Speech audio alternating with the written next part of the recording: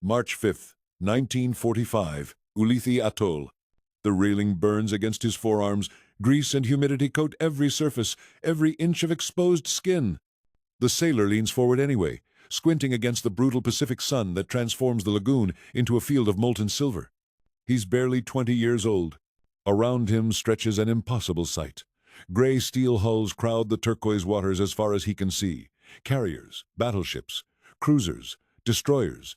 Hundreds of vessels packed into this captured atoll, a city of warships floating thousands of miles from anywhere that matters. The heat presses down like a physical thing. His dungarees cling to his back, already soaked through despite the early hour. The air tastes of diesel and bunker fuel, hot metal and salt spray. It's a smell that lives in his clothes now, in his skin, in every meal he eats. The anchorage never sleeps. Anchor chains groan. Pumps drone their endless rhythm. A bosun's pipe shrieks somewhere across the water. Patrol planes roar overhead, their engines adding to the industrial symphony that defines every waking moment at Ulithi. His ship rocks gently beneath his feet. A fleet oiler, grimy, utilitarian, unremarkable.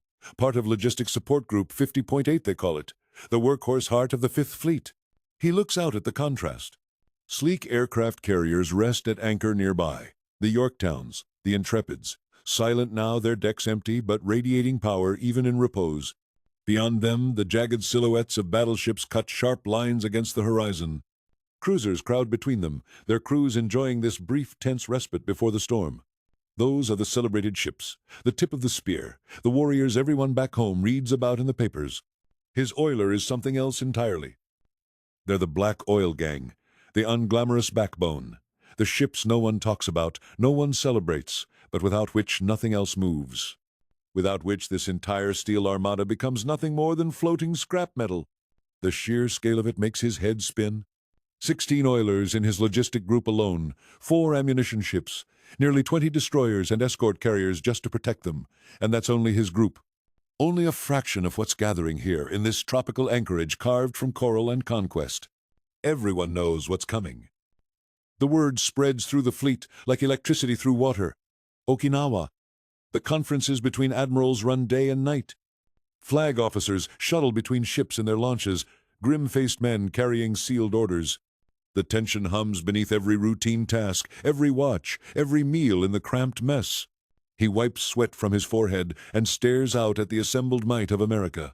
This is the largest invasion force of the war, the mightiest naval armada ever assembled, hundreds of ships, thousands of aircraft, more firepower than entire nations possess.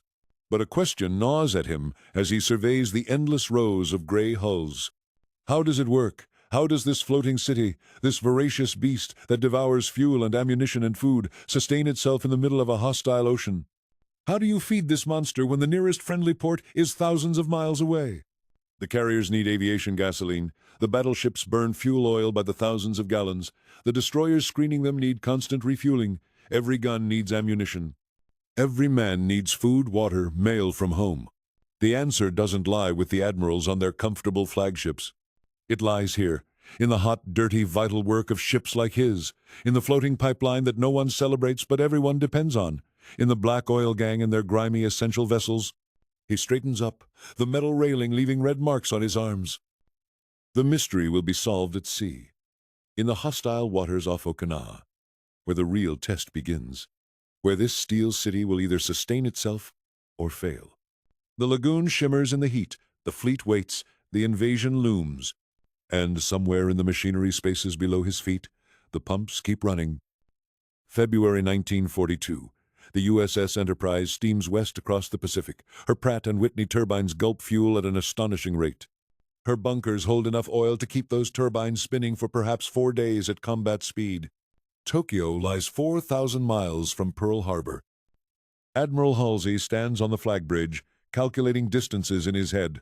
The arithmetic is brutal, simple, unforgiving. His carrier battle group can steam west for 2 days, maybe 3 if they're lucky with the weather. Then they must turn around. The fuel gauges dictate everything. They dictate when to advance, when to retreat, when to fight, when to run.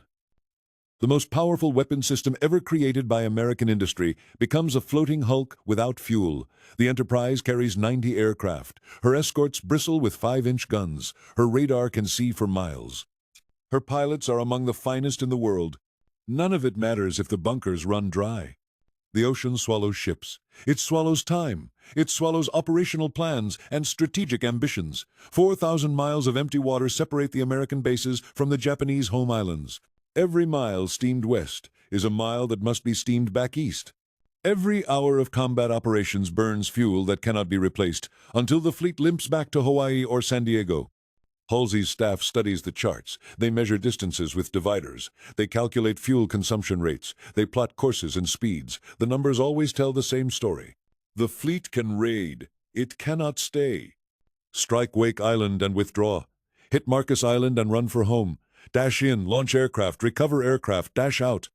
The Pacific War has become a series of hit-and-run attacks followed by 1,000-mile retreats to the rear. This is not how you win a war.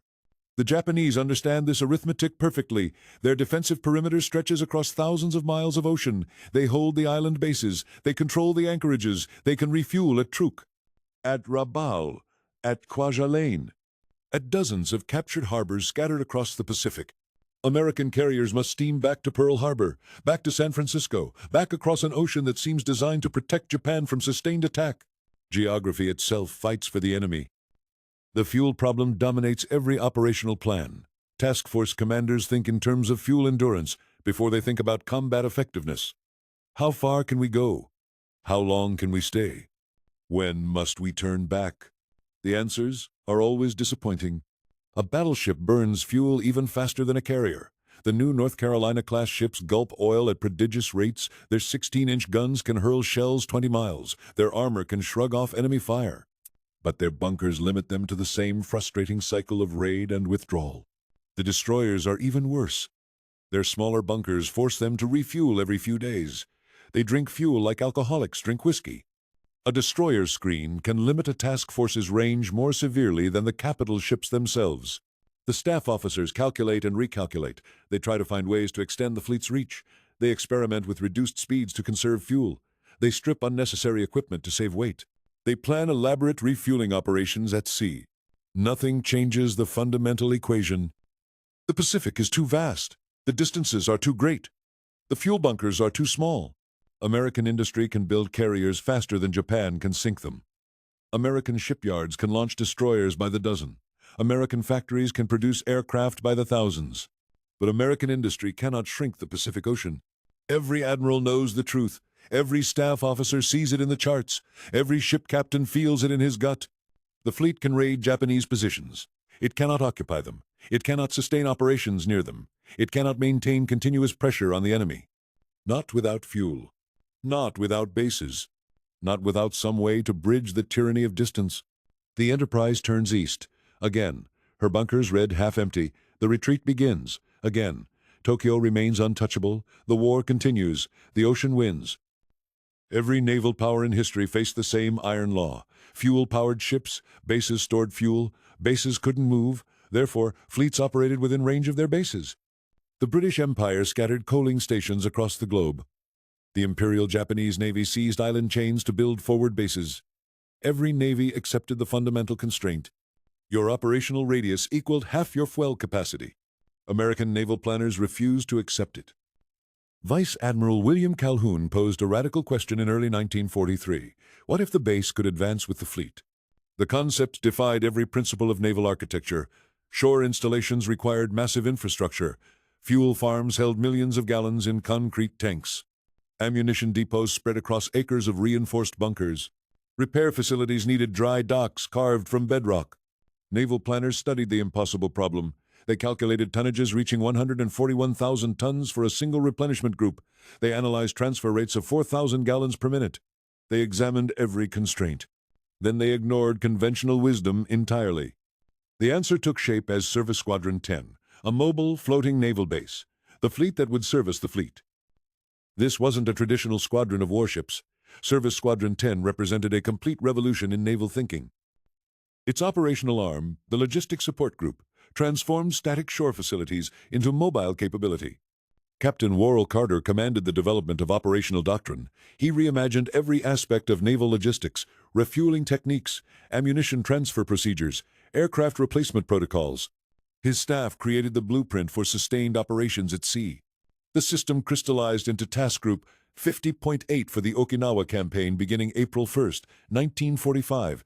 16 massive fleet oilers formed the core.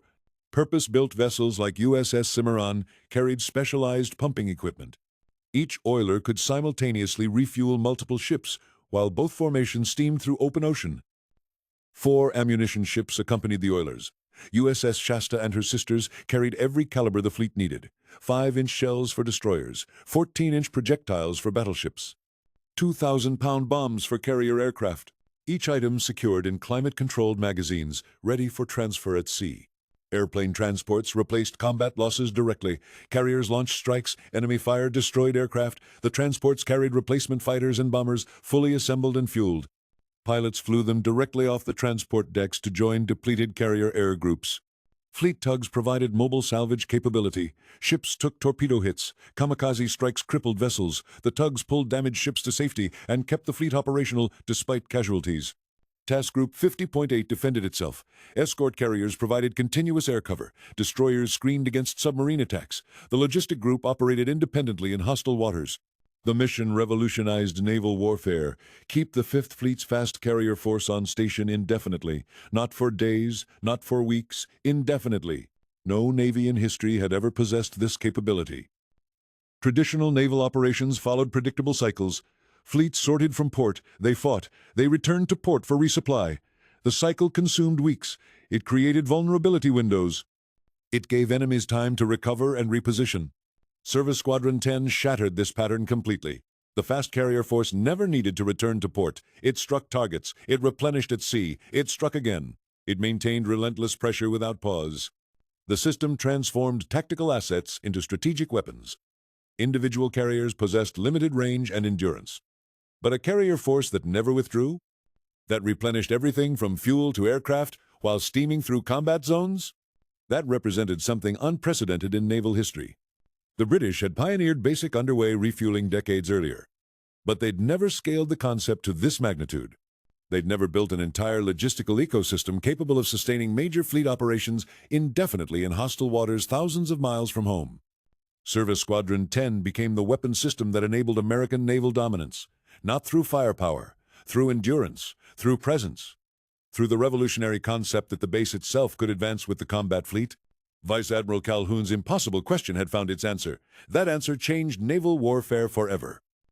The USS Bowditch dropped anchor off Majuro Atoll within hours of its capture. Survey crews immediately deployed across the lagoon. They charted depths, mapped coral heads, marked channels.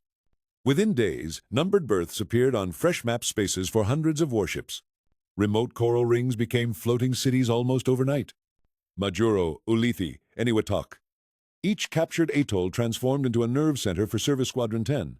This massive logistical command existed for one purpose: sustain the fleet thousands of miles from home. Army and Navy staffs worked under unified commanders who controlled all ground, sea, and air forces in their sectors. No competition, no duplication, one chain of command. The scale of this infrastructure effort was staggering.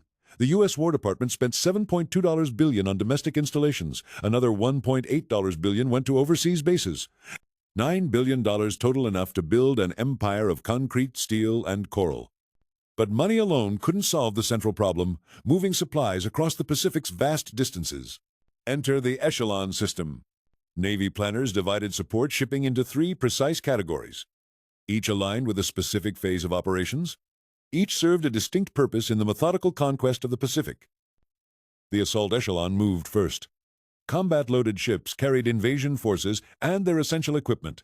These vessels stayed with the fleet, positioned for immediate unloading under fire if necessary.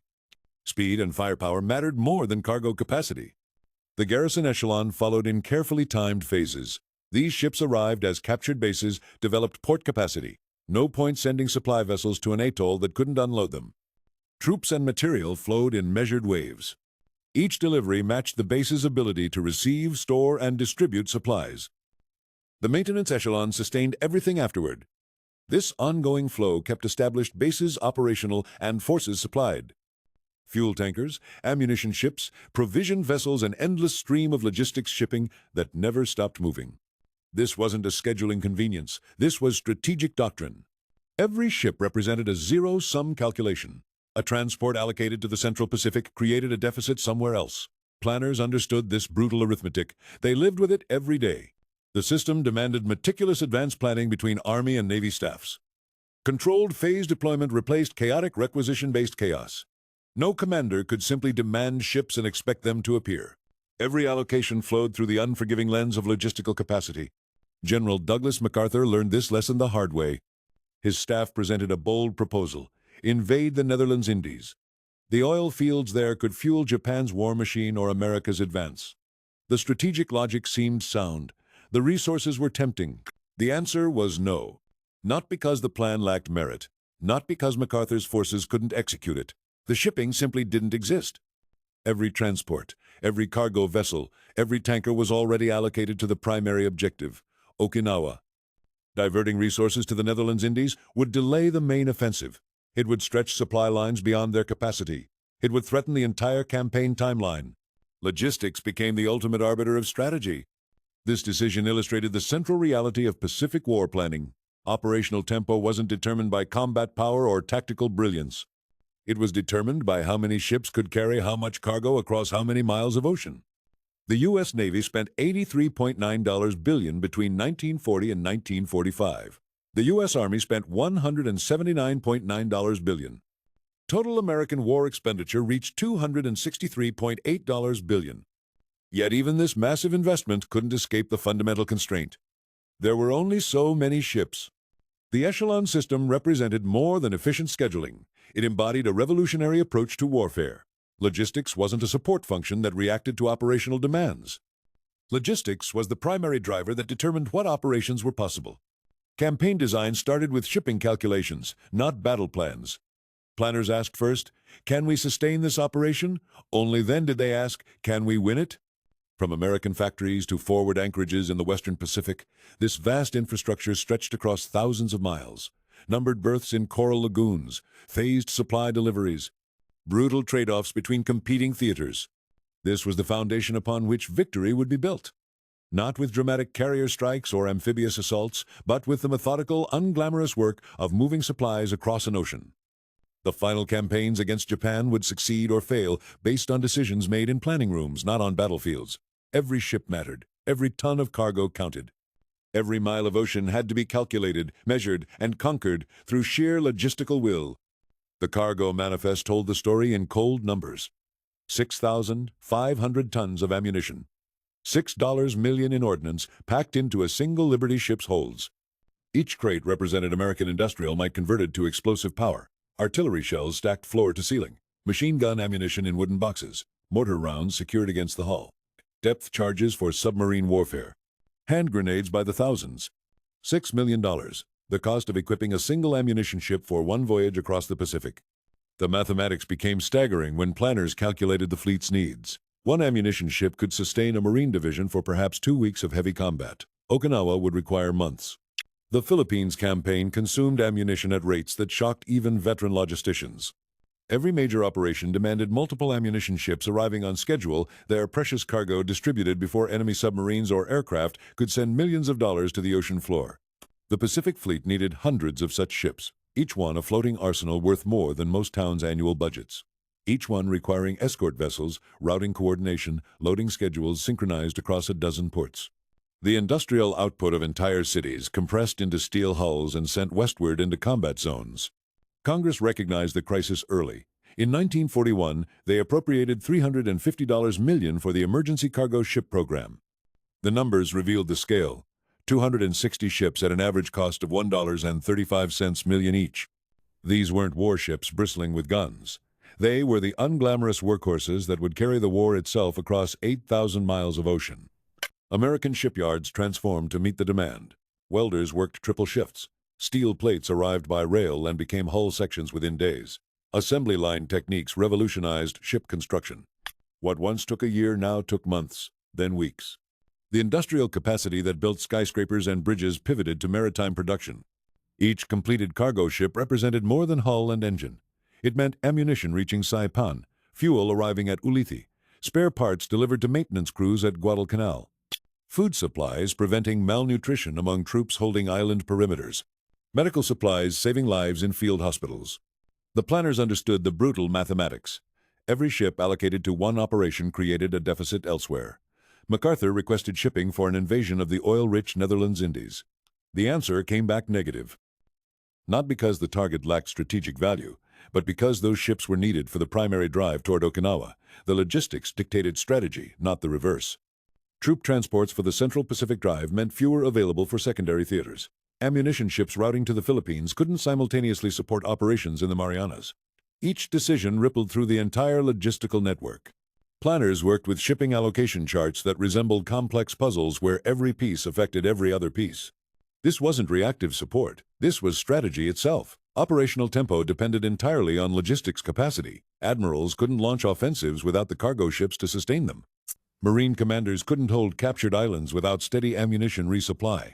Fighter squadrons remained grounded without fuel tankers arriving on schedule. The emergency ship program became the foundation of American offensive power. Those 260 cargo vessels, each worth $1.35 million, carried the weight of strategic planning. They transformed industrial output into combat capability.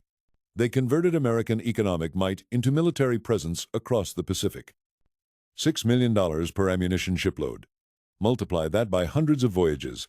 Add the fuel ships, the supply vessels, the troop transports. The numbers revealed a fundamental truth. America wasn't just outfighting Japan. It was outbuilding, outshipping, and outsupplying an enemy that could never match this industrial scale. The cargo ships weren't glamorous. They wouldn't appear in victory newsreels, but they won the war as surely as any battleship or bomber. Every ton of ammunition delivered, every gallon of fuel pumped ashore, every crate of supplies unloaded. These mundane logistics enabled everything else. The Pacific War was measured in nautical miles and shipping capacity, and America had both in overwhelming abundance. The most powerful weapon in the Pacific wasn't a battleship. It wasn't a carrier. It was a floating gas station. Task Group 50.8 assembled for Okinawa under Admiral Donald B. Berry's command. His flagship, the light cruiser USS Detroit, led a fleet of 45 vessels. No sleek carriers. No mighty battleships. Just the unglamorous workhorses that made victory possible. 16 fleet oilers formed the core. These AOs carried black oil, the lifeblood of the Navy. Without them, the most powerful fleet in history became nothing more than expensive steel sculptures drifting in the Pacific. 4 ammunition ships packed with bombs and shells steamed alongside. 2 airplane transports and 2 escort carriers ferried replacement aircraft forward. 12 destroyers and 7 destroyer escorts formed the protective screen. 4 fleet tugs stood ready for salvage operations. This was the fleet that sustained the fleet. The innovation that made it work was underway replenishment unrep in Navy parlance. A dangerous naval ballet performed at sea. An oiler pulled alongside a carrier, both ships steaming at 15 knots through rolling swells. Heavy fuel hoses stretched across the gap between them. Thousands of gallons of oil flowed while both vessels maintained precise station keeping. One mistake, one miscalculation, and tons of steel collided. The technique required extraordinary seamanship. A destroyer might need refueling every few days. A carrier's massive fuel bunkers demanded constant attention. Ammunition ships performed the same deadly dance, transferring bombs and shells across open water. The Fifth Fleet could remain at sea for months because of this capability, untethered from land bases, free to strike anywhere. Every vessel type served a specific purpose. The oilers weren't interchangeable. Each carried different grades of fuel oil for different ship types. The ammunition ships held carefully segregated ordnance armor-piercing shells separated from high-explosive bombs, torpedoes stored away from depth charges. The escort carriers didn't just ferry aircraft. They provided air cover for the vulnerable logistics ships. The destroyers and destroyer escorts formed a protective ring against submarines and aircraft. Even the tugs mattered. When a ship took damage, the ATFs towed it to safety. When equipment failed, they provided emergency power. When anchors fouled, they helped clear them. Nothing glamorous. Everything essential. Then there were the concrete barges, 6 of them, each with 3,000-ton capacity, non-propelled, crewed, ungainly. Service Squadron 10 deployed them to forward anchorages early in the mobile base concept's development. They couldn't move under their own power. They couldn't defend themselves. They just floated there, filled with supplies. And they proved incredibly useful. These humble floating warehouses freed up self-propelled cargo ships for dynamic operations. A cargo ship could deliver supplies to a concrete barge at an advanced anchorage, then race back for another load. The barge stayed put, serving as a stationary supply depot. Combat ships could pull alongside, take what they needed, and return to the fight. Simple, effective, unglamorous. A concrete barge was as vital as a battleship. That truth revealed something fundamental about modern naval warfare. Firepower meant nothing without fuel. Aircraft meant nothing without ammunition. The fleet's reach depended entirely on its ability to sustain itself at sea. The Germans never mastered this. The Japanese tried and failed. Only the Americans built an entire fleet dedicated to logistics. Only the Americans understood that the humble oiler deserved the same attention as the mighty carrier. Only the Americans grasped that victory came not from the ships that fired the guns, but from the ships that brought the fuel and ammunition that made firing possible. Task Group 50.8 represented a revolution in naval warfare, not through firepower, not through speed, through logistics, through the unglamorous work of keeping other ships supplied, fueled, armed, and fighting. The concrete barges and fleet oilers were the great equalizers. They transformed the Pacific from an impossible expanse into an American lake. Admiral Barry's fleet of 45 vessels sailed for Okinawa carrying no glory, just fuel, just ammunition, just supplies, everything that mattered. March 16, 1945, dawn breaks across the Philippine Sea. Two massive steel cities steam through the swells. USS Cimarron, 24,000 tons of fuel oil and aviation gasoline. USS Essex, 27,000 tons of carrier bristling with aircraft. Between them, 60 feet of churning water. The distance closes. 50 feet. 40. 30. On Cimarron's deck, Chief Boatswain's Mate Jackson watches the carrier's island tower above him. One mistake here kills everyone. The ocean doesn't forgive. Neither do 10,000 tons of high-octane fuel. Steady as she goes, the helmsman murmurs. Both ships match speed, 14 knots, parallel courses. The gap narrows to 25 feet. The rifle shot echoes across the water. A messenger line arcs from oiler to carrier. Sailors on Essex catch it. They haul. The light line pulls a heavier line. The heavy line pulls the fuel hose. 300 feet of reinforced rubber, 5 inches in diameter, capable of pumping 6,000 gallons per hour. The hose suspends between the ships. It sags, it rises, it follows the rhythm of the swells. A steel umbilical cord connecting America's industrial might to its cutting edge. Jackson signals. The pumps engage. Black oil surges through the hose. The rubber line stiffens. It pulses with each pump stroke. Fuel flows from oiler to carrier, the lifeblood of naval aviation. 25 feet of water separates the hulls. The ocean churns between them. Wakes collide, waves rebound. The suction between two massive ships creates invisible forces. Pull too close, collision. Drift too far, the hose snaps. The helmsmen stare at their compasses. They watch the gap. They feel the ship's motion through the deck plates. This is not navigation. This is surgery at 14 knots. Behind Essex, USS Bunker Hill waits. Behind Bunker Hill, USS Hancock. Behind Hancock, USS Bennington. 4 carriers, then the battleships, then the cruisers. Each one needs fuel. Each one needs ammunition. Each one requires this dangerous ballet. On Cimarron's bridge, Commander Hayes watches his ship's position. He's done this 40 times. It never gets easier. The variables multiply. Wind speed, wave height, current. The other ship's handling characteristics. The experience of both helmsmen, the fatigue of both crews. One gust of wind, one miscalculation, one moment of inattention. The hose would snap, or worse, the ships would collide. Steel would tear, fuel would ignite, men would die in an inferno of burning oil. But the helmsmen hold their courses. The pumps maintain their rhythm. The fuel flows. Across the formation, the scene repeats. 12 oilers, 4 ammunition ships, 16 replenishment vessels dancing with the combat fleet, each pair separated by feet. Each connection pulsing with fuel or ammunition. Each transfer a masterpiece of seamanship. This is the new warfare, not fought with guns, fought with hoses and cranes and the steady hands of merchant mariners and Navy sailors. Japan's carriers sit in port, no fuel. Japan's battleships rust at anchor, no oil. Japan's Air Force rations gasoline, no tankers survive to deliver it. The American fleet steams wherever it wants. It stays as long as it needs. It strikes when it chooses. The fuel gauge on Essex climbs 70%, 80%, 90%. The transfer takes 4 hours. 4 hours of absolute concentration. 4 hours of ships breathing together, moving together, surviving together. The pumps shut down. The hose goes slack. Sailors haul it back to Cimarron. The messenger line retrieves. The gap widens. 30 feet, 50 feet, 100 feet. Essex peels away. Her tanks are full. Her aircraft can fly. Her war can continue. Bunker Hill moves into position. The rifle shot cracks. The messenger line arcs. The ballet begins again. Behind them, 3 more carriers wait. Beyond them, battleships. Beyond them, cruisers. Task Group 50.8 will service them all. The dangerous dance will continue until sunset, then tomorrow, then the day after, for as long as the combat fleet needs fuel, for as long as the war demands. The ocean churns between the hulls. The hoses pulse with fuel. The fleet stays at sea. Japan cannot match this. Japan cannot survive this. The ballet continues. The alarm shattered the monotony at 0430 hours. General quarters? General quarters. All hands man your battle stations. Seaman First Class Robert Chen dropped the grease-slicked fuel line, his heart hammered against his ribs. Around him, the black oil gang scrambled from their stations. Every man knew the same terrible arithmetic. Their ship carried thousands of tons of aviation gasoline and bunker fuel. 1 torpedo, 1 bomb, 1 spark in the wrong place. A floating gas station could become an inferno in seconds. Chen ran to his battle station, the acrid smell of fuel oil still thick in his nostrils.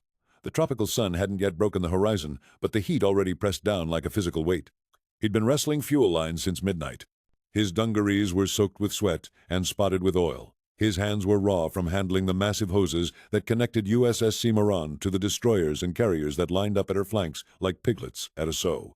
This was the 3rd alarm this week. The last 2 had been false. Nervous radar operators, jittery lookouts. But one day, the alarm would be real. The all-clear sounded 20 minutes later. Chen returned to his station. The fuel line still needed connecting to the destroyer alongside. The work never stopped. It couldn't stop.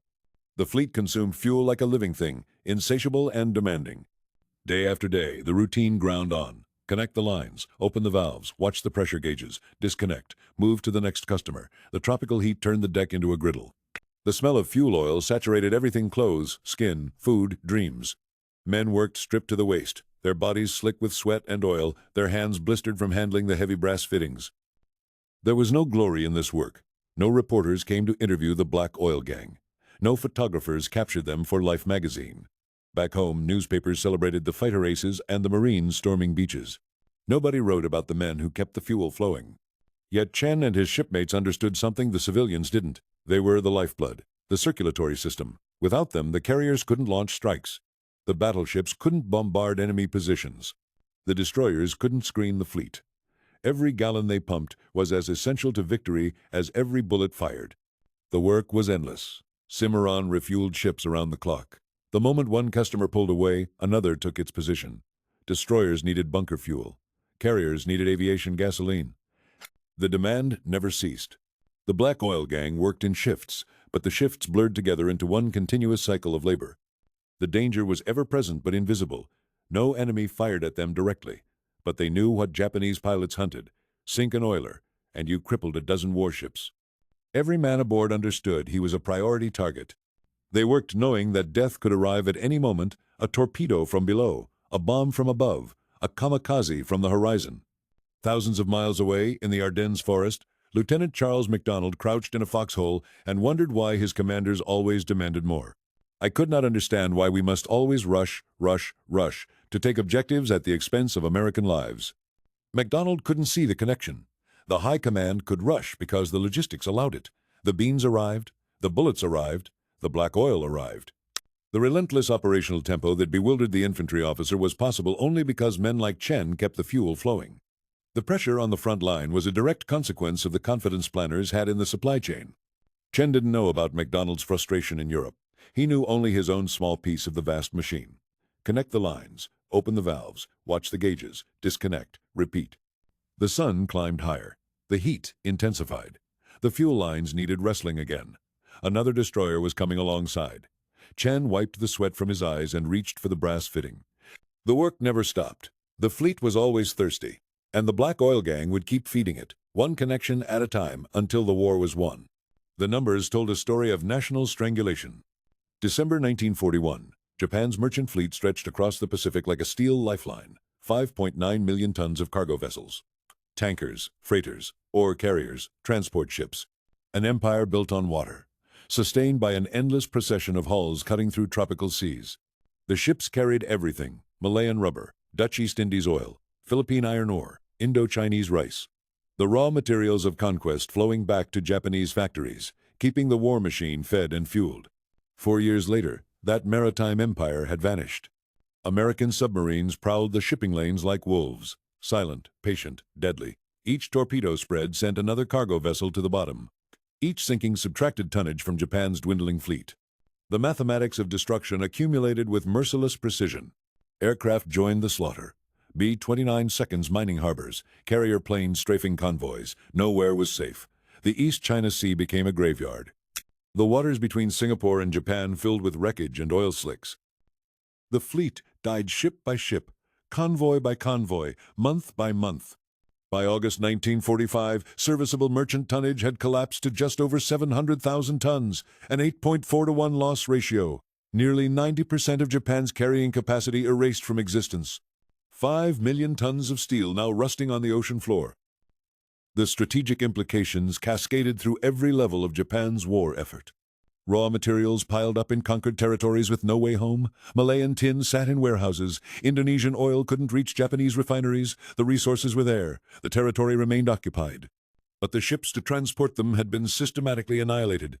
Japanese factories starved. Production lines slowed, then stopped entirely. Aircraft plants ran out of aluminum. Shipyards lacked steel. Ammunition factories couldn't get explosives.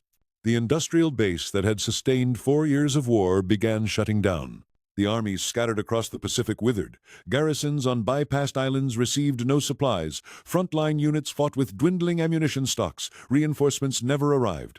Entire divisions became strategically irrelevant, cut off and forgotten. The Imperial Navy suffered most cruelly. Japan's warships needed fuel oil, lots of it. The oil fields of the Dutch East Indies still pumped. The refineries still operated. But the tankers to transport that oil to Japanese naval bases were gone. Battleships sat in harbor, immobilized by empty fuel tanks. Cruisers couldn't sortie. Destroyers remained pierside. The combined fleet had become a static defense force, unable to maneuver, unable to concentrate, unable to fight. Post-war interrogations revealed the full scope of the catastrophe. Japanese admirals spoke with bitter clarity. Military planners laid out the numbers. Industrial leaders explained the bottlenecks. The testimony was unanimous. Resources weren't the problem. Japan's conquered territories held everything the empire needed. The critical failure was lack of shipping facilities. No ships meant no supplies. No supplies meant no war production. No war production meant inevitable defeat. The Americans had strangled Japan's logistics with surgical precision, not through dramatic naval battles, not through massive amphibious assaults, through the systematic, relentless destruction of merchant shipping. Every cargo vessel sunk was a blow to Japan's industrial capacity. Every tanker torpedoed was fuel oil that would never reach the fleet. Every transport sent to the bottom was reinforcements that would never arrive. The mathematics were inexorable. Japan couldn't build ships faster than America could sink them. The replacement rate never matched the loss rate. The fleet shrank month by month until it could no longer sustain even basic military operations. By 1945, Japan's war economy had effectively collapsed. The empire still existed on maps. Armies still occupied vast territories. The navy still possessed powerful warships. But none of it mattered. Without shipping, the raw materials stayed in the ground. Without supplies, the factories went silent. Without fuel, the fleet couldn't move. The logistical lifeline had been severed. Everything else was just waiting for the inevitable end. 5.9 million tons reduced to rubble and wreckage. An entire maritime empire erased from the Pacific. The silent, systematic destruction that won the war. The numbers told a story of mathematical inevitability. 1944. American factories hummed with a precision that bordered on the supernatural. Assembly lines stretched across the industrial heartland. Detroit, Cleveland, Hartford. Pratt and Whitney plants alone produced thousands of R-2800 double Wasp engines. Wright Aeronautical churned out Cyclones by the hundreds weekly. The numbers climbed relentlessly. 256,912 aircraft engines rolled off American production lines in that single year. Japan's engineers knew their own figures. They had counted every engine produced since Pearl Harbor, every Nakajima Sake, every Mitsubishi Kinsei, every Homare that powered their dwindling air forces. The total production for the entire war from December 1941 through August 1945 reached 104,446 engines. One American year outproduced Japan's entire war effort by more than double. The implications cascaded through every level of strategic planning. Each Zero shot down over the Philippines could not be replaced. Each Betty bomber destroyed on Rabal's airfields represented an irreplaceable loss. American pilots knew their aircraft losses would be made good within weeks. Japanese pilots understood that every loss brought their air forces closer to extinction. But the engine production disparity revealed a deeper chasm.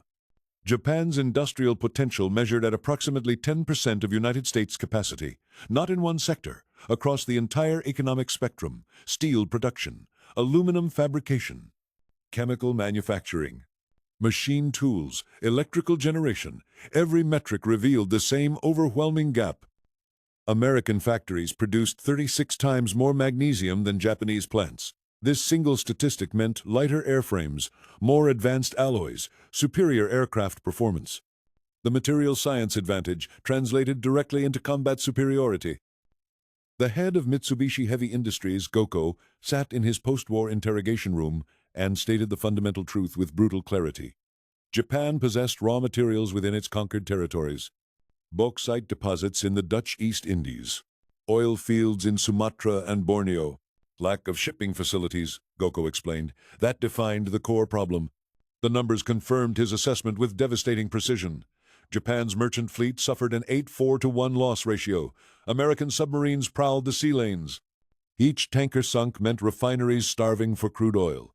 Each ore carrier destroyed meant blast furnaces going cold. Prime Minister Tojo had understood the mathematics in 1943. His warning carried the weight of certainty. Diverting merchant ships to military campaigns like Guadalcanal would cut steel production in half. The industrial base would collapse. Japan would become unable to continue the war. His prediction proved prophetic, with mechanical precision. Japanese garrisons on isolated Pacific islands withered without resupply. Rabal's once formidable air groups dwindled to handfuls of aircraft. The combined fleet's battleships and carriers sat idle in harbor, their fuel tanks empty. Lost tanks could not be replaced. Destroyed aircraft remained destroyed. Sunk ships stayed on the ocean floor. Meanwhile, American production accelerated. The conveyor belt of industrial might stretched from Midwest factories to Pacific anchorages. Task Group 50.8's oilers carried refined petroleum from California. Ammunition ships loaded explosives manufactured in Tennessee.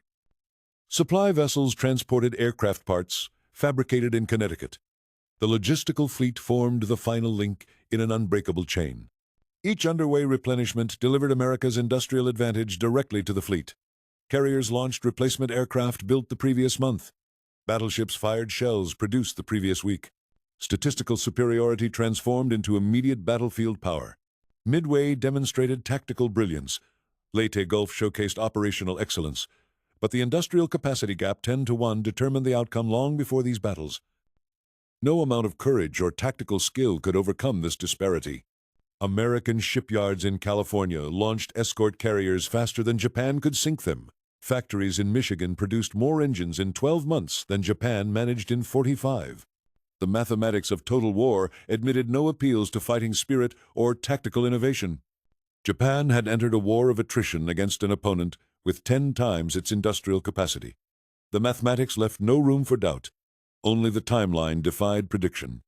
The dangerous ballet of underway replenishment oilers pulling alongside carriers, ammunition ships transferring ordnance, represented the final operational expression of overwhelming industrial dominance. Task Group 50.8 didn't just refuel the fleet. It delivered the accumulated output of an industrial colossus that Japan could never hope to match. Detroit and Cleveland won the war before Midway and Leyte Gulf fought it. The interrogation room was spare, fluorescent lights, a metal table. Goko sat across from American intelligence officers, the head of Mitsubishi Heavy Industries reduced to answering questions about his empire's collapse. The question was direct. Was it through lack of bauxite in the empire or lack of shipping facilities? Goko's answer came without hesitation. Lack of shipping facilities. 3 words. The entire strategic picture crystallized in a single admission. Japan's industrial titan confirmed what American planners had understood from the beginning. Raw materials sat untouched across the greater East Asia co-prosperity sphere. Bauxite in the Dutch East Indies, iron ore in Malaya, coal in Manchuria. The resources existed, the ships to move them did not. Admiral Nagano Osami's post-war testimony cut even deeper. Japanese leaders did not appreciate the overwhelming military strength American industry could bring to bear against any enemy. The architect of Pearl Harbor admitted his nation had fundamentally miscalculated. They had struck the Pacific Fleet. They had seized the resource zones. They had built their defensive perimeter. They had lost the war before it began. The numbers told the story of that miscalculation. Between 1941 and 1943, the Japanese Planning Board estimated merchant shipping losses at 2,400,000 tons. Careful projections, conservative estimates, plans built on those assumptions. Actual losses reached 6,800,000 tons, a 2.8 to 1 underestimation. American submarines and aircraft hadn't just exceeded Japanese expectations, they had shattered them. Every planning document, every production schedule, every strategic calculation, all based on assumptions that reality demolished. Prime Minister Tojo understood the trap closing around Japan. His 1943 warning laid bare the impossible choices facing the empire. Even if we wanted, we could not give the General Staff all the ships they demand. If we did, our steel production quota would be cut by half, and we would be unable to continue the war. The dilemma was inescapable. Divert ships to military operations like Guadalcanal, and the steel mills went silent. Protect the merchant fleet, and garrisons withered without reinforcement. There was no good option. The shipping shortage made every choice a losing one. Japanese garrisons on isolated islands demonstrated the consequences. Rabaul, Truk, the Marianas, soldiers and sailors cut off from supply, aircraft that couldn't be replaced, tanks that rusted in place. The empire's defensive perimeter became a chain of dying outposts, each one proof of the logistical collapse. Lost war material accumulated into an insurmountable deficit. A destroyed Zero fighter represented not just one aircraft, but the shipping capacity needed to deliver its aluminum, the fuel to transport that aluminum, the replacement parts that would never arrive. Multiplication worked in reverse, each loss compounded, each sinking cascaded through the entire system. Goko's testimony validated what the Liberty ships, the T-2 tankers, and the Maritime Commission had achieved. American industry hadn't just outproduced Japan, it had made Japanese production irrelevant. The raw materials existed. The factories stood ready. The workers waited at their stations. The ships never came. Admiral Nagano's admission of strategic blindness explained how Japan reached this point. They had studied American battleships and carriers. They had counted aircraft and divisions. They had mapped bases and calculated ranges. They had missed the fundamental equation. Industrial capacity multiplied by shipping equals sustained combat power. America possessed both in overwhelming measure. Japan possessed neither in sufficient quantity. The interrogation transcripts became the enemy's verdict on their own defeat. No American propaganda, no victor's revisionism. Japanese leaders, in their own words, identified the fatal weakness. Shipping, the unglamorous merchant vessels. The tankers and freighters that never made headlines. Goko's three-word answer echoed through every other testimony: lack of shipping facilities. The war's outcome compressed into a simple statement of logistical reality. American merchant ships had strangled an empire. The enemy knew it. They admitted it. They had understood too late to matter. The fluorescent lights hummed in the interrogation room. The mental table reflected nothing. Goko's testimony joined the mountain of evidence documenting Japan's collapse. The decisive weapon hadn't been the atomic bomb or the carrier task forces. It had been the ships that no one celebrated, the merchant marine that made everything else possible. March 5, 1945, Ulithi Atoll. The young sailor leans against the railing, watching the lagoon shimmer in the brutal Pacific heat. His question hangs unanswered in the humid air. How does this steel city sustain itself thousands of miles from anywhere? He doesn't know it yet, but the answer is already written. The war has been decided, not by the carriers he's staring at, not by the battleships or the cruisers or the fighters screaming overhead. The verdict was delivered by ships like his, grimy oilers, unremarkable tankers. The black oil gang that no one celebrates. By March 1945, Japan's merchant marine lies shattered across the Pacific floor, 6 million tons of shipping destroyed, the arteries of empire severed. The transportation network that fed an industrial nation reduced to scattered remnants hiding in coastal waters. An official U.S. Army historian would later deliver the final assessment with stark clarity. Based on the destruction of shipping alone, the war had been won. The analysis continued with brutal precision. Reduction to such a tonnage level meant that Japan had been isolated, that imports for all practical purposes were cut off, and that when material in the pipelines was exhausted, the economy would grind to a virtual standstill. The young sailor doesn't need to read that report to understand the truth. He sees it in the fuel hoses his crew handles every day, in the pumps that drone their endless rhythm, in the thousands of gallons transferred at sea, keeping the fleet mobile, keeping the pressure relentless. Every drop of oil pumped into a carrier's tanks, every shell hoisted onto a cruiser's deck, every meal served to a destroyer's crew. This is the weapon that won the Pacific War. Not firepower, not courage, not superior tactics or brilliant admirals. Logistics, the unglamorous, vital, absolutely decisive capacity to sustain operations far from home, to feed the beast, to keep the Steel City moving forward when every natural law says it should grind to a halt. Japan couldn't match it.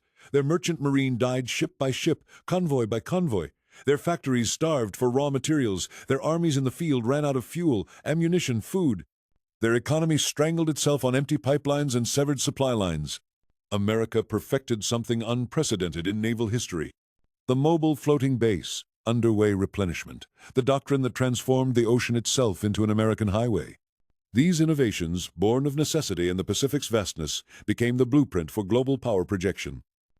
The foundation of post-war naval strategy, the capability that enabled continuous forward presence across every ocean on Earth. The lesson echoes through decades of military history.